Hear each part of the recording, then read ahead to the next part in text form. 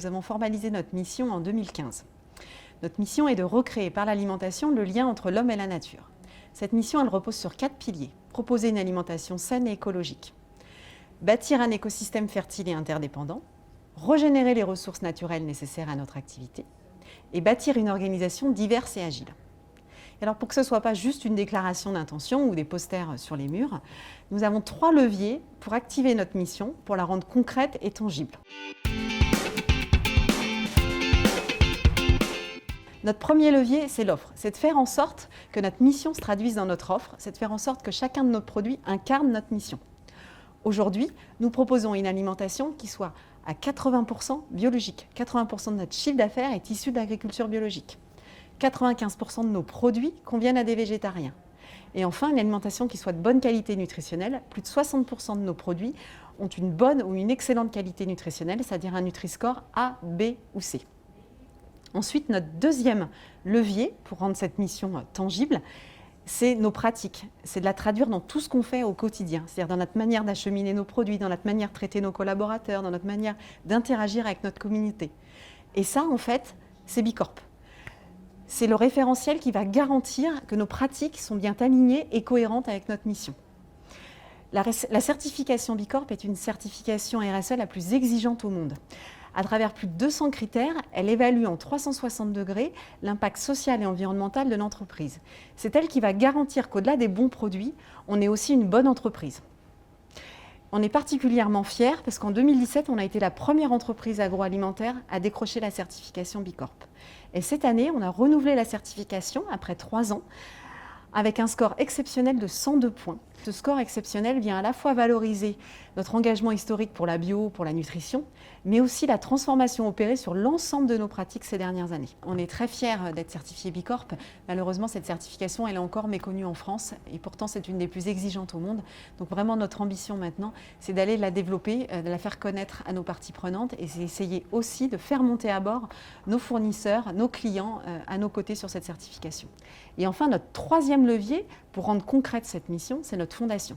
Par exemple, au sein de la Fondation, on a soutenu un projet essentiel, qui est le scénario After 2050, qui est un scénario développé par une association, qui est un scénario de prospective en fait, qui projette le modèle alimentaire et agricole français d'ici 2050 pour que celui-ci puisse permettre de limiter le réchauffement climatique sous la barre des 1,5 degrés. Notre fondation soutient Solagro depuis 2017 et les aide à diffuser ce scénario auprès de toutes les parties prenantes, à la fois les citoyens, mais aussi les décideurs politiques, pour accélérer en fait la transition du modèle agricole et alimentaire en France. Et donc pour faire vivre notre mission, un des facteurs essentiels, c'est aussi nos collaborateurs, parce que ce sont eux qui vont créer d'abord, puisque cette mission a été co-créée avec eux, la porter et la développer.